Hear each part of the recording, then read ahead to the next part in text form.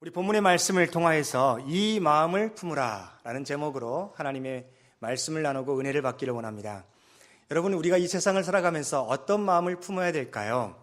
여러 가지 세상이 주는 마음이 있고요. 그리고 우리가 가져야 될 마음들이 있습니다. 그런데 오늘은 집중해서 하나님께서 친히 우리로 하여금 사랑하는 아들아, 사랑하는 딸아 이름을 불러가면서 너 이 마음을 품고 세상을 살아가라 라고 가르쳐 주시는 그 음성을 우리가 듣기를 원합니다. 우리 5절 말씀을 다 같이 한번 읽어보겠습니다. 시작. 너희 안에 이 마음을 품으라 곧 그리스도 예수의 마음이니. 어떤 마음을 품으라고요? 그리스도 예수의 마음을 품으라고 말씀하셨습니다. NIV 영어 성경은 이것을 참 재미있게 그리고 또한 이해하기 쉽게 설명을 했습니다. Your attitude should be the same as that of Christ Jesus. 너의 삶을 향하는 태도, 너 자신을 바라보는 태도, 가족을 바라보고 교회를 바라보고 세상을 바라보는 태도가 예수님께서 바라보셨던 그 태도와 똑같아야 된다. Your attitude should be the same as that of Christ Jesus. 그렇게 가르쳐주고 있어요. 우리가 예수 그리스도의 마음을 품어야 되는 것이 이것이 옵션이 아니라는 것입니다. 그리스도인이라면, 그리스도를 닮아가는 사람이라면 어떤 마음을 가져야 된다고요? 그리스도 예수의 마음을 가져야 된다는 겁니다. 그러면 오늘 말씀을 통하여서 그럼 그 그리스도 예수의 마음이 어떤 마음일까? 우리 두 가지를 살펴보면서 우리의 삶에 적용시키기를 원합니다. 첫째는 겸손한 마음입니다.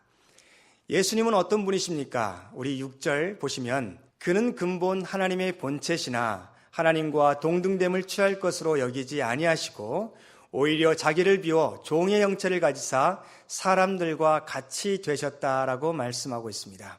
이 말씀을 원어 그대로 해석을 하면요, 이런 뜻입니다. 우리의 마음 자세가 정말 높이 마음이 올라가지 아니하고 밑바닥까지 내려간다는 뜻이에요. 겸손이란 뜻이. 그러니까 하나님 앞에서 우리가 세상에서 그리고 가정에서 교회에서 삶을 살아갈 때 예수 그리스도께서 가지셨던 겸손의 마음은 뭐냐면 높아지려는 마음이 아니라 낮아지려는 마음. 그 낮아지는 것이 당연하고 또한 오히려 그것이 옳다라고 여기는 그 마음. 나는 꼭 그래야만 돼 라고 다짐하는 그 마음이 바로 겸손이라는 마음입니다. 그래서 영어로는 어떻게 번역도 되냐면 self-abasement라고도 번역이 됩니다. 그러니까 자기를 비하하는 그런 표현까지로 우리가 번역에서 사용하기도 합니다. 다시 말해서 예수님께서는 하나님의 본질상 하나님과 동일하십니다. 삼위일체 우리가 배웠잖아요. 본질상 동일하시지만 예수님께서는 이 땅에 내려오셔서 그리고 창조자 되신 그분께서 말씀으로 창조하신 그분께서 오히려 종의 형체로 피조물 가운데 하나로 태어나시고 사람과 같이 되셨다는 겁니다. 여기에서 우리가 살펴볼 수 있는 살펴봐야만 하는 중요한 포인트가 있는데 그게 뭐냐면 사람이 겸손하는 이유가 있어야 된다는 거예요. 왜 겸손해야 됩니까? 왜 낮아져야 됩니까? 왜 모든 것을 내려놓아야 됩니까? 그 겸손의 이유와 목적을 아는 것이 우리가 진정으로 겸손할 수 있는 형식적으로 다른 사람들과의 관계 속에서 그리고 말로만 겸손한 것이 아니라 진정으로 겸손할 수 있는 힘이 된다는 것이죠. 우리 8절 말씀을 같이 한번 읽어봅시다. 시작. 사람의 모양으로 나타나사 자기를 낮추시고 죽기까지 복종하셨으니 곧 십자가에 죽으심이라. 예수님께서는 어디까지 낮아지셨는가? 사람들의 조롱과 그리고 침뱉음과 핍박, 그 고난 가운데서 죽기까지 낮아지셨다는 것이죠. 그러면 왜 예수님께서 그 모든 고난들을 겸손한 모습으로 다 이겨내시고 다 받아들였을까요? 바로 우리를 구원하시기 위해서입니다. 여러분, 로마서 5장을 한번 살펴보시기 바랍니다. 12절 말씀부터 아담과 그리스도를 비교하면서 예수님께서 왜 십자가에 지셨는가? 왜 겸손의 모습으로 모든 것들을 포기하시면서 다 내어주셨는가? 그 이유를 설명하고 있습니다. 12절을 보게 되면 한 사람으로 말미암아 죄가 세상에 들어오고 죄로 말미암아 사망이 들어왔나니 이와 같이 모든 사람이 죄를 지었으므로 사망이 모든 사람에게 이르렀느니라. 무슨 뜻입니까? 첫째 아담이었던 하와의 남편이었던 그 아담의 하나님을 향한 범죄함, 하나님의 말씀을 지키지 아니하고 하나님의 뜻을 거스려서 행동했던 그 모습을 통하여서 모든 아담의 후손에게 그 죄의 모습이 영적인 DNA로 흘러가게 됐다는 것이죠. 그래서 이것을 신학적인 용어로는 원죄라고 합니다. 모든 인간의 모습으로 태어난 하나님의 사람들일지라도 인간의 모습으로 태어난 사람들은 다 원죄의 그 속성을 가지고 태어납니다. 그래서 자기를 주장하고 그리고 자기 중심적인 삶을 살아가게 된다는 것이지요. 근데 15절 말씀을 보세요. 그러나 이 은사가 은혜라는 표현입니다. 이 은혜가 하나님의 은혜가 있는데 그 범죄와 같지 아니하니 곧 한 사람의 범죄를 인하여 많은 사람이 죽었은즉 더욱 하나님의 은혜와 또한 한 사람 예수 그리스도의 은혜로 말미암은 그 선물은 많은 사람에게 넘쳤다라고 말씀하면서 18절 말씀을 보세요. 그런즉 한 범죄로 많은 사람이 정죄에 이른 것 같이 한 의로운 행위로 말미암아 많은 사람이 의롭다 하심을 받아 생명에 이르렀느니라. 그리고 그 앞에 17절을 보세요. 더욱 은혜와 의의 선물을 넘치게 받은 자들은 한 분 예수 그리스도를 통하여 생명 안에서 어떤 노릇하리로다? 왕노릇하리로다. 다시 말해서 무슨 뜻입니까? 우리가 예수 그리스도 안에서 있게 되면 모든 죄를 그분 앞에서 회개하고 주님의 은혜 가운데 우리의 삶을 맡기게 되면 예수님께서 십자가에 죽으셨을 때 그 이유와 목적, 우리의 모든 죄를 하나님 앞에서 희생 제물로 바치시기를 원하셨던 그 목적을 이루게 되는 것이고 우리는 하나님 앞에서 부끄러움이 없는 하나님의 자녀로 살아갈 수 있는 길이 열어졌다는 것이죠. 그래서 우리가 왕 같은 제사장으로 살아갈 수 있는 은혜가 있다라는 것입니다. 그런데 이 시간에 살펴볼 것은 그 속죄의 은혜, 그 복음의 그 값진 은혜를 우리가 잘못 사용하고 잘못 행동하는 모습이 어디에서 나타나냐면 겸손하지 아니하고 교만한 모습으로 나타날 때 오히려 그 십자가의 도가 예수 그리스도의 사랑이 다른 사람들에게 하나님의 사랑과 은혜로 나아가는 데 있어서 걸림돌이 되기도 한다는 것입니다. 교회가 서로 한 마음이 되지 아니하고 서로 싸우고 미워하고 시기하고 질투하고 죄를 용납하고 죄악 가운데 살아가는 것을 아무렇게나 내버려 두게 될 때 세상 사람들이 어떻게 생각할까요?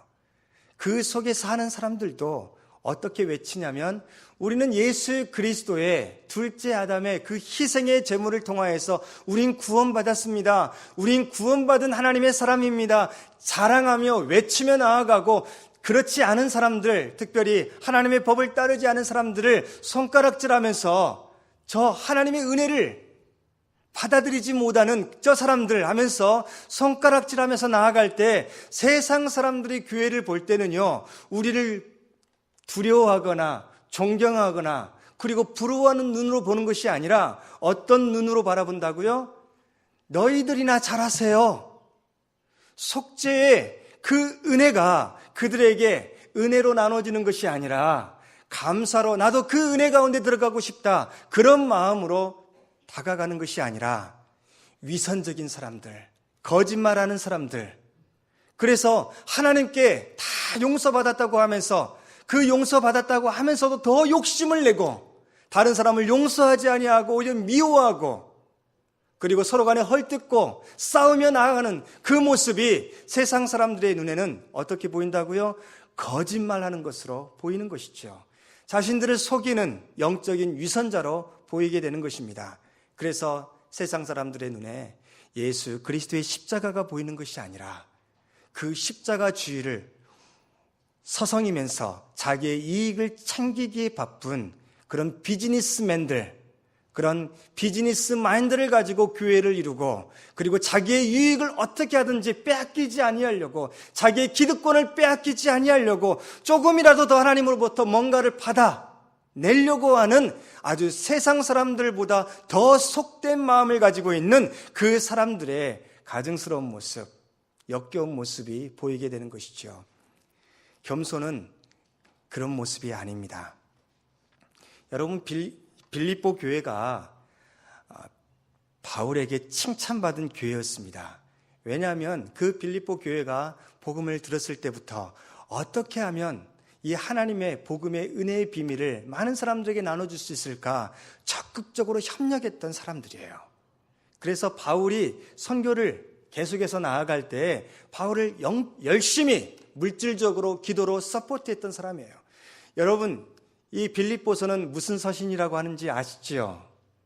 옥중서신이라고 합니다. 바울이 옥에 갇혔을 때 썼던 서신입니다.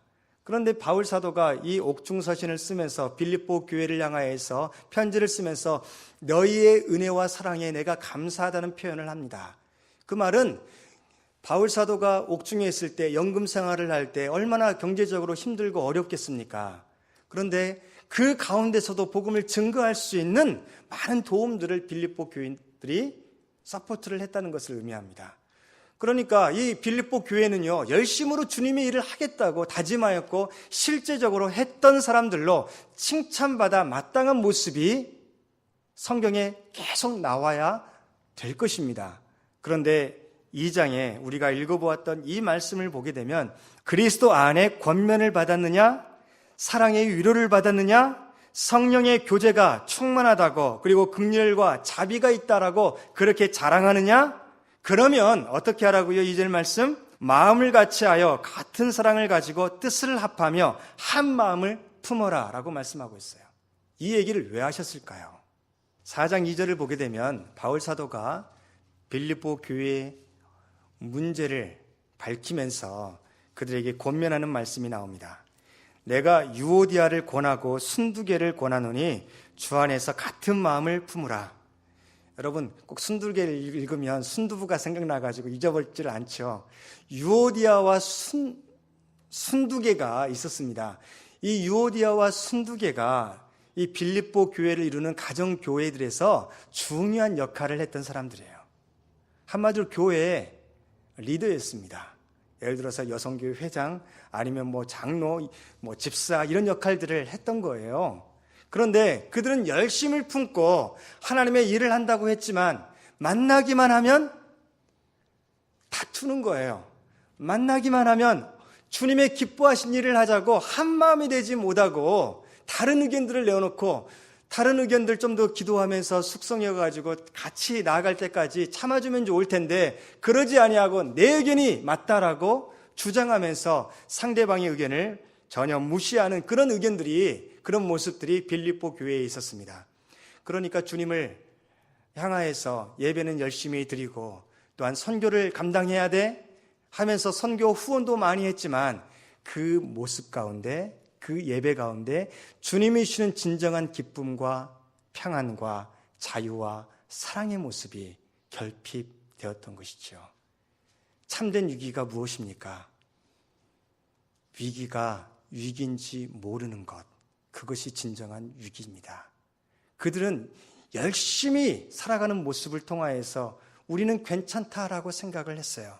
그런데 주님의 눈으로 바울 사도가 기도하면서 그들을 바라볼 때 너희들 큰 문제 있어. 이것이 해결되지 아니하면 예수 그리스도의 겸손의 모습을 닮아가지 아니하고 자기 주장을 내세우고 교회를 깨고 서로를 힘들게 하는 모습이 계속되면 하나님의 그 촛대를 옮기게 되는 그런 것을 너희가 어떻게 확신할 수 있느냐? 그런 의미로서 계속해서 권면의 말씀을 하는 것이지요.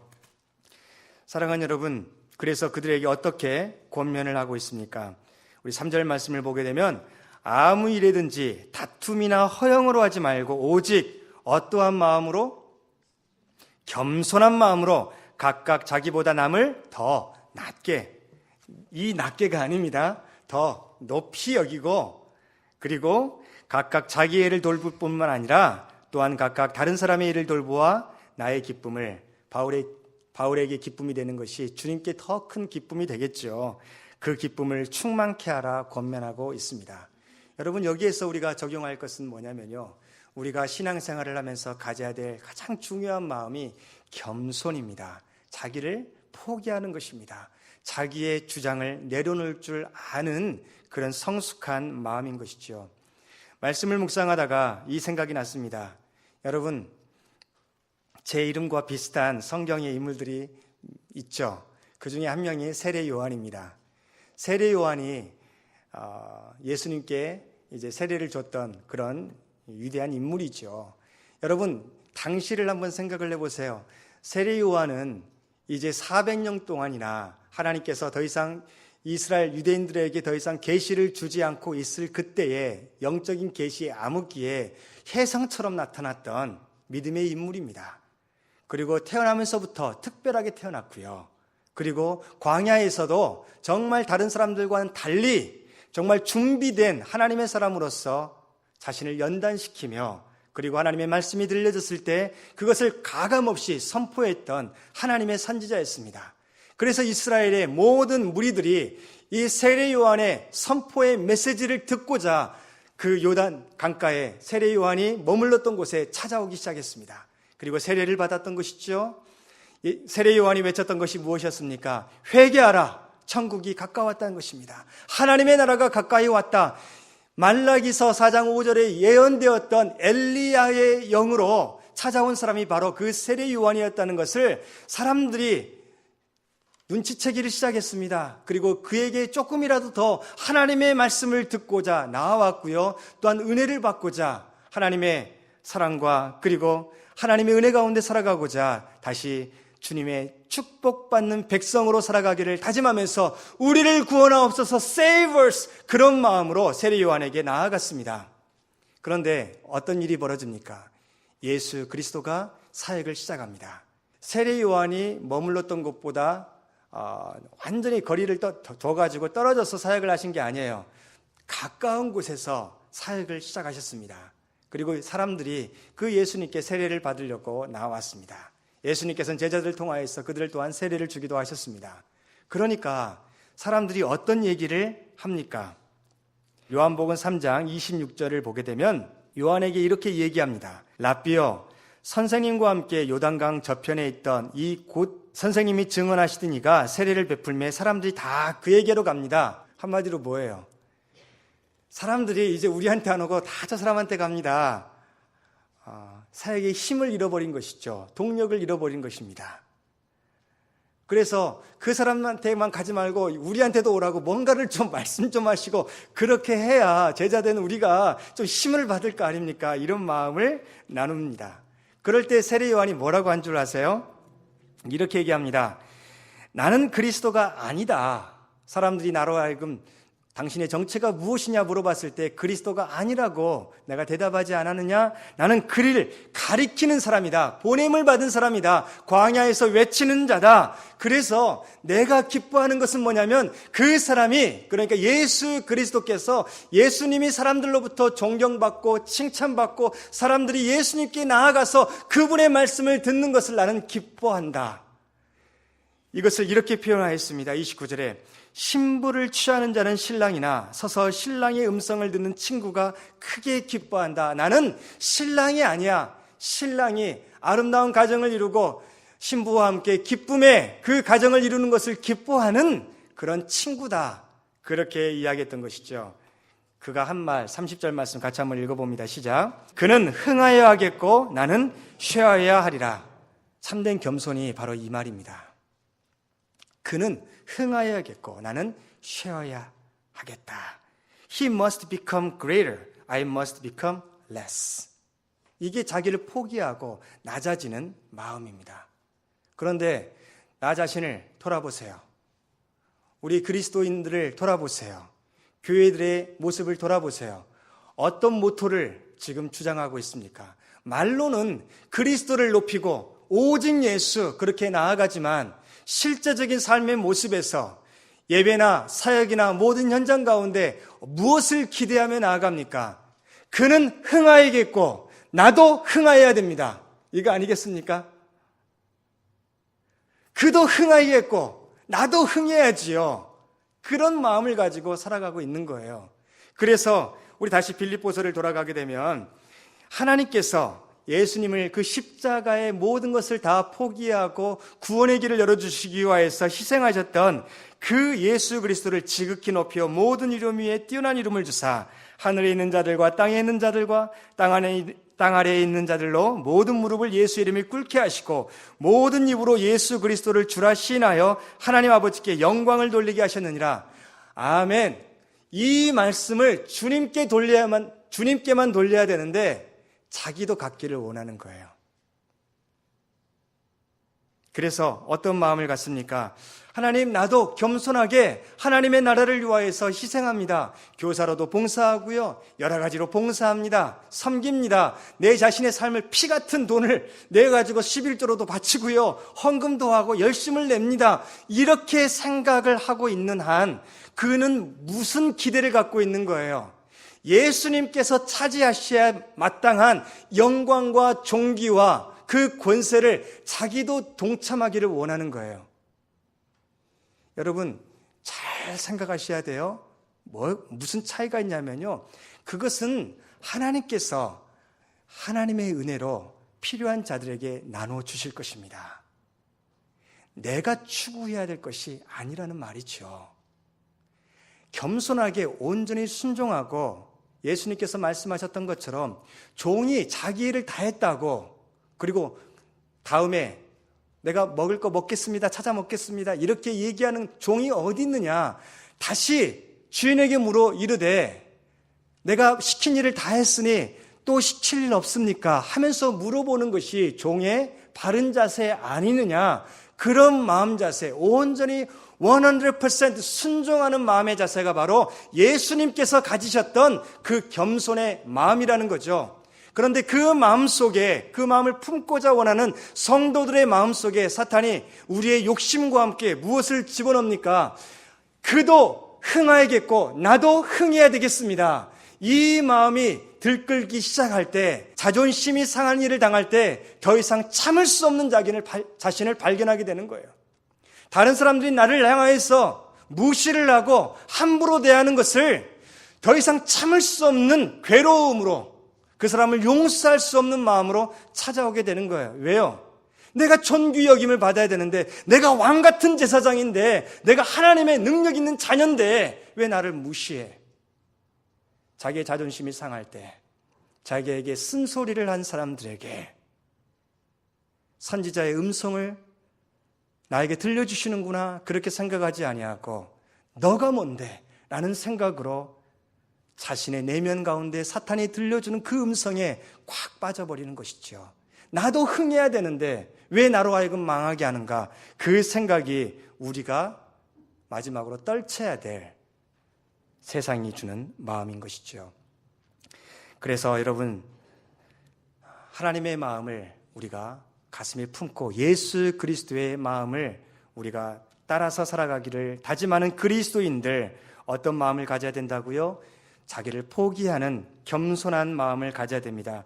그 이유가 무엇입니까? 그 목적이 무엇입니까? 사명을 알고 예수님께서 다른 사람들을 살리기 위하여서, 다른 사람들을 구원케 하기 위하여서 그 자신의 모든 그런 세상의 조롱과 아픔과 그런 고난들을 이기셨던 그 모습을 본받아서 나도 세상에 살아가면서, 믿음으로 살아가면서 어려운 이야기, 쓴소리들, 듣기 거북한 그런 소리들을 다 믿음으로 이겨내야지라는 그런 마음을 우리가 갖기를 주님의 이름으로 축원합니다.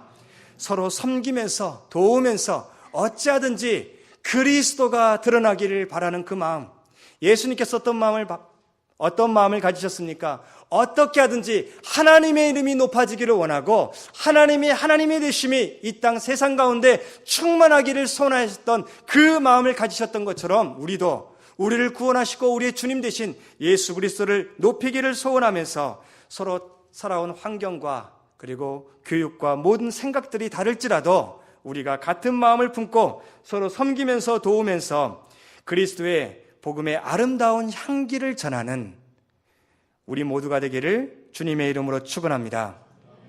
우리 모두는 여러 번 말씀드렸죠. 오케스트라와 같아요. 교회는 모두 다 똑같은 생각을 가져야 된다는 게 아닙니다. 여기서 같은 마음을 품으라는 것은 성령께서 하나 되게 하신 것을 힘써 지키라. 그 말씀의 뜻은 뭐냐면 모든 것을 그리스도의 마음을 품고 나아갈 때, 겸손히 품고 나아갈 때 하모니를 이루어 주신다는 거죠. 서로를 돌아보아서 내가 할 수 없는 부분을 저 사람이 하고, 내가 생각지도 못했던 부분들을 저 사람이 생각해주고 가르쳐주고 깨달아서 서로 감사하면서 믿음으로 나아가는 그 삶의 모습이 가능하다는 것입니다. 우리 세례 요한처럼 주님께서 정말 그는 흥하여야겠고 나는 쇠하여야 하리라, 이 마음으로 철저히 나아갈 때 세상적으로 우리를 하나님께서 큰 은혜의 축복의 선물들을 다 주시지 않더라도 괜찮아요. 하나님께서 영광 받으시면, 그리스도께서 그 이름이 높아지시면 저는 괜찮아요. 그 마음을 가질 때 하나님께서 우리를 세상이 들을 만한, 세상이 본받고 함께하고 싶어하는 그런 교회의 모습으로 만들어 가실 줄 믿습니다. 그 신랑의 친구의 기쁨으로 충만한 우리 모두가 되기를 주님의 이름으로 축원합니다. 아멘. 두 번째로 우리가 생각해야 될 것은 뭐냐면, 우리가 가져야 될 예수 그리스도의 마음은 기뻐하는 마음입니다. 우리 17절, 18절 말씀을 읽어보면 이런 말씀이 나옵니다. 만일 너희 믿음의 재물과 섬김 위에 내가 나를 전제로 드릴지라도 나는 기뻐하고 너희 무리와 함께 기뻐하겠다 말씀합니다.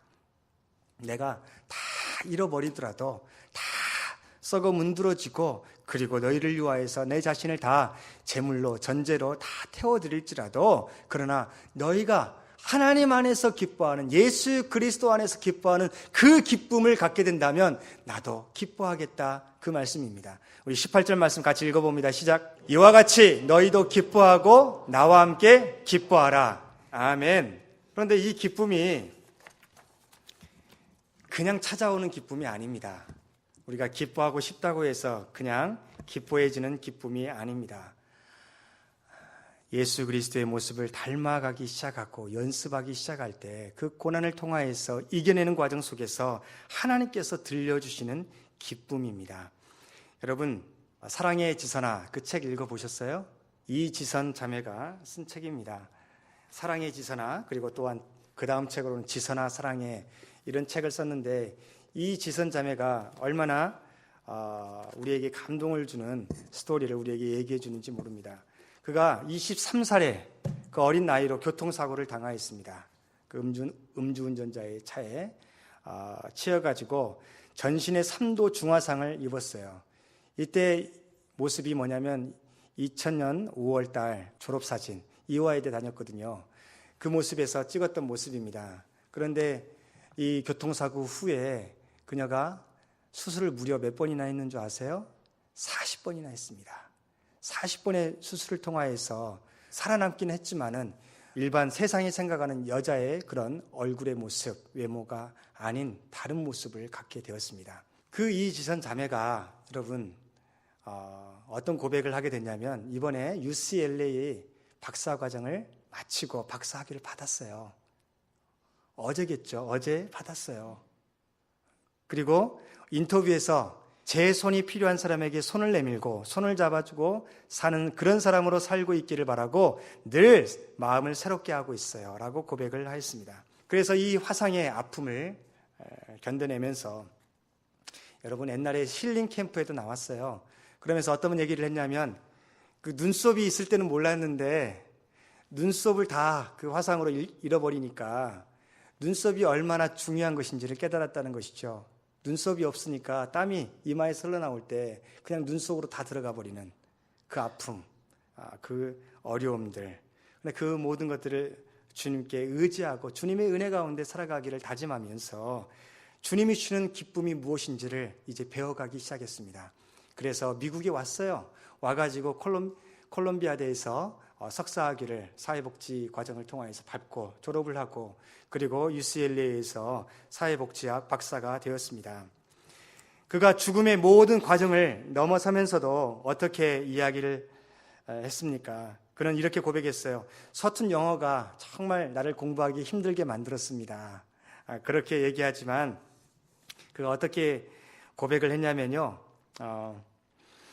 서툰 영어로 방대한 양의 학업을 감당하지 못해 눈물 흘린 적도 많았지만 불굴의 의지로 포기하지 않고 하나님께서 나와 함께 하신다, 주님의 기쁨이 되기를 소원하는 마음으로 그녀가 계속해서 공부에 열심을 내었던 것을 우리는 그의 간증과 그 책을 통하여서 계속해서 듣게 됩니다.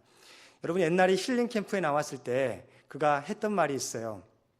그가 뭐냐면 힐링 캠프 마지막에 그때 이제 그 이경규, 김재동, 성유리 이렇게 인터뷰를 했었는데 제가 한마디 더 해도 돼요? 라고 얘기를 했어요.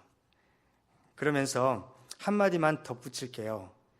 저를 오늘 보신 분들이 저렇게 생기고 저런 삶을 살아가는데 하면서 저랑 비교해서 나는 그래도 건강한데, 나는 그래도 잘 살고 있는데 그런 마음 안 가졌으면 좋겠습니다. 그렇게 이야기해요. 남과 비교해서 갖게 되는 상대적인 감사는 당장 그 감사의 포커스가 자기보다 더 나은 사람, 예를 들어서 외모를 보게 되면 성유리가 얼마나 훨씬 더 예뻐요. 성유리와 비교하게 되면 또 감사가 무너지게 되는 거죠. 그 행복이 깨지게 되는 거죠. 그런 것이 아니라는 거죠. 그래서 진정한 감사는 절대적인 하나님의 은혜 가운데, 하나님께서 주시는 기쁨 가운데 내가 왜 이 세상에 태어났고 왜 살아가야 되는지 그 이유와 목적을 하나님의 사랑 가운데서 발견하고 그것을 위해서 힘있게 나아갈 때 찾아오게 된다는 것입니다. 사랑하는 여러분, 가장 행복한 순간이 언제입니까? 마지막 물어봤을 때 그녀가 이렇게 대답합니다. 지금입니다. 그녀는 자기의 교통사고를 이렇게 표현을 했어요. 나는 사고를 당한 것이 아닙니다. 사고를 만났습니다. 그래서 옛날로 돌아가고 싶지 않습니다. 저는 이 모습이 좋습니다. 왜요?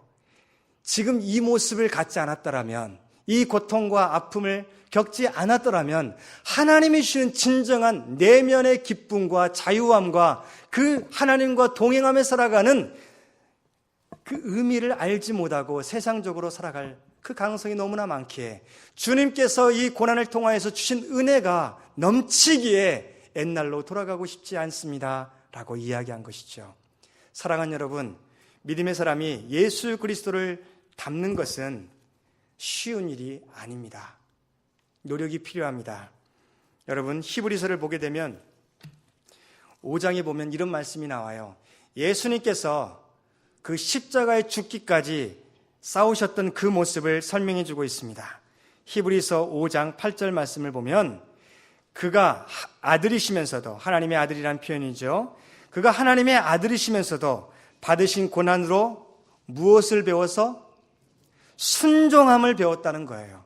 여러분, 하나님의 아들이면 하나님이잖아요. 하나님께서 사람들이 뭐라고 하면 어떻게 하면 됩니까? 저주를 하면 그 사람 저주 받게 될 거 아니에요. 그런데 그런 마음 전혀 갖지 않았다는 거예요. 오히려 인간의 모습으로 태어나면서 겪게 되는 그 모진 고난들을 다 어떤 마음 자세를 가지고 이겨냈다는 겁니까? 하나님이 되심을 드러내기 위해서 내게 이 땅의 사명, 그 사명을 주신 그 하나님의 목적에 내가 합당한 삶을 살아가기 위해서 오히려 그 고난 가운데서도 순종했다는 것이죠. 고난을 피하지 않았다는 것입니다. 그래서 그리스도인들이 많이 이렇게 기도하잖아요. 하나님이 산과 같은 문제, 제가 기도할 때 바다로 던져지게 도와주시옵소서.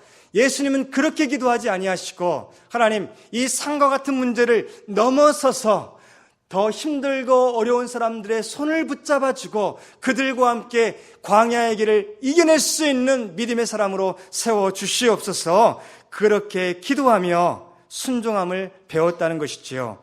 그래서 9절 말씀을 보게 되면 온전하게 되셨다라고 말씀합니다. 예수님께서 죄와 싸우시되 피 흘리기까지 싸우셨습니다. 그러나 히브리서는 우리에게 뭐라고 말씀합니까? 너희가 죄와 싸우되 피 흘리기까지 싸우지 아니하였다라고 우리에게 권면의 말씀을 하잖아요.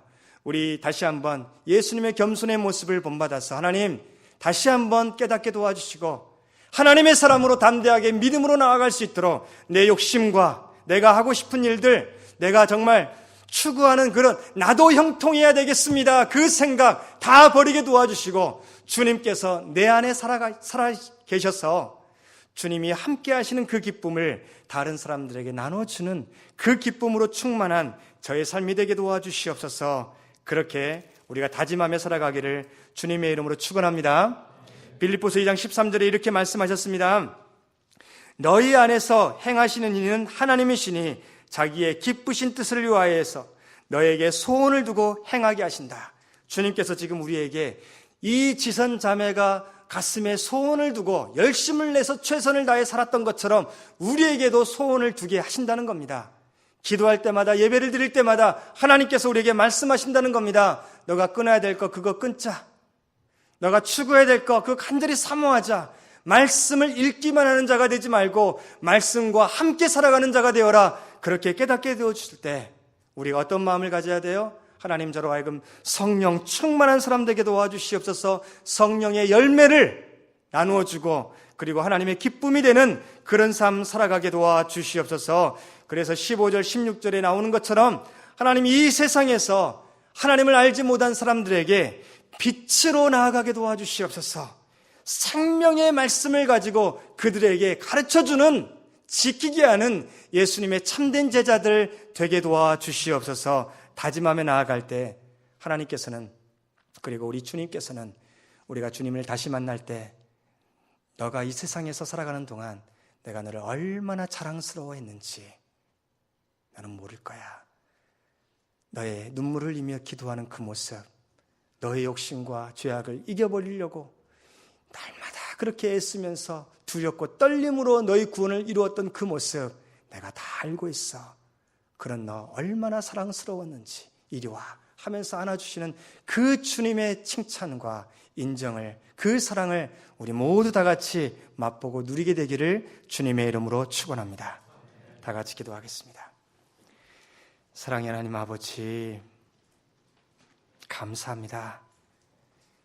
예수님께서 우리가 어떤 마음을 가지고 이 세상을 살아가야 될지 친히 이 땅을 통하여서, 그리고 또한 하나님의 말씀을 통하여서 보게 하시고 깨닫게 하시고, 그리고 예수 그리스도의 겸손의 마음과 참된 기쁨을 사모하는, 하나님 나라에서 주님과 함께 기뻐할 것을 연습하고 사모하며 이 땅에서는 주님과 동행하는 삶을 아버지 최선을 다해 살아가게 하심을 아버지 감사합니다. 그 마음 이제 우리에게 주셨사오니 이 마음 빼앗기지 않게 도와주시옵소서. 세상을 살아가면서 욕심 가운데 빼앗기지 않게 도와주시고, 세상의 풍조 가운데, 세상의 유행 가운데 사람들의 자존심을 상하게 하는 그 말들 가운데 빼앗기지 않게 도와주시옵소서. 주님만 바라보며 주님과 함께 통행하며 주님께서 우리에게 모범이 되어주신 것처럼 우리의 모델 되시는 예수 그리스도를 본받아서 살아가는 작은 예수들을 다 되게 도와주시옵소서. 그래서 교회가 아버지 하나님 작지만 아버지 하나님 진정으로 겸손의 모습과 참된 기쁨이 흘러넘쳐서 세상에 하나님의 은혜와 사랑을, 복음의 그 향기로운 그 소식을 알려줄 때 세상 사람들이 감히 비웃지 못하고 그 말씀에 귀를 기울이며 저도 그 안에 들어갈 수 있을까요? 저도 그 기쁨을 맛보며 누리며 살 수 있을까요? 애스카하며 예수 그리스도 앞에 믿음으로 나오는데 아버지 쓰임받는 교회, 우리의 가정, 우리의 삶, 우리 모두 되게 도와주시옵소서. 우리와 함께 하시고 우리를 사랑하시되 끝까지 사랑하시며 우리를 구원해 주신 예수 그리스도의 이름으로 간절히 기도드리옵나이다. 아멘.